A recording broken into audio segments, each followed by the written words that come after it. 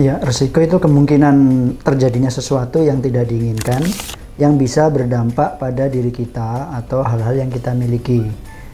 Contohnya ya, bayangkan kita punya rumah atau ponsel yang mahal tanpa casing pelindung. Ya, risikonya di sini adalah kemungkinan ponsel itu jatuh atau pecah dan bisa membuat kita kehilangan uang untuk memperbaiki, atau mungkin bahkan kalau ponsel itu hilang ya kita harus membeli ponsel yang baru. Ya, mitigasi risiko adalah upaya untuk mengurangi dampak atau kemungkinan terjadinya risiko. Ya, misal tadi saya contohkan kita pemasang casing handphone, casing pelindung di dalam ponsel kita menggunakan screen protector untuk melindungi layar atau layar HP dari goresan. Ya, dalam konteks keuangan, ya asuransi menjadi salah satu cara utama untuk memitigasi risiko finansial yang timbul jika terjadi kejadian yang tidak terduga, contohnya sakit, kemudian kecelakaan, kebakaran rumah, atau kecurian atau kehilangan benda-benda berharga. Ya, asuransi adalah perjanjian antara kita sebagai tertanggung dengan perusahaan asuransi, di mana kita membayar sejumlah premi dengan tenor tertentu, dengan waktu tertentu. Sebagai konsekuensinya, ketika risiko itu terjadi atau sesuatu yang tidak kita inginkan terjadi, maka perusahaan asuransi ini akan membantu atau menanggung sebagian atau seluruh biaya kerugian tersebut. Ya, asuransi ibarat payung lah, kita tahu sama-sama.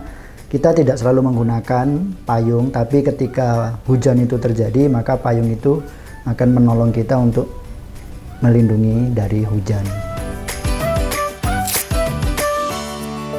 Ya, asuransi diperlukan karena tidak ada yang bisa memprediksi masa depan.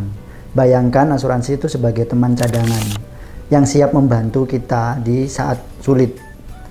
Kalau misalkan kita sakit parah, asuransi kesehatan bisa membantu menanggung biaya perawatan. Ya, ini memastikan bahwa kita atau keluarga tidak harus khawatir soal keuangan di tengah situasi yang mungkin sulit. Seperti itu. Ya, asuransi dan investasi memiliki tujuan yang berbeda.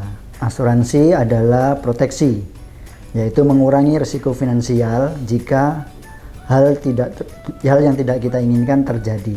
Kalau investasi tujuannya beda, untuk menambah kekayaan atau menambah aset, di mana kita menaruh uang dengan harapan mendapatkan keuntungan di masa yang akan datang.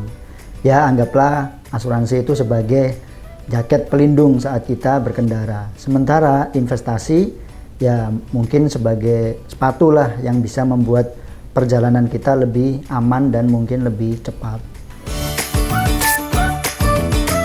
Jadi yang pertama, asuransi umum. Asuransi umum ini adalah melindungi aset atau kerusakan atau kehilangan kendaraan. Contohnya asuransi rumah tinggal, asuransi kendaraan, asuransi kapal, asuransi proyek, kemudian asuransi jiwa.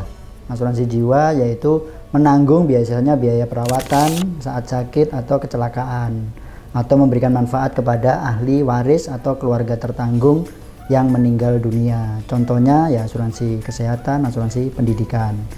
Yang ketiga yaitu asuransi sosial. Ini adalah asuransi wajib yang disyaratkan oleh pemerintah.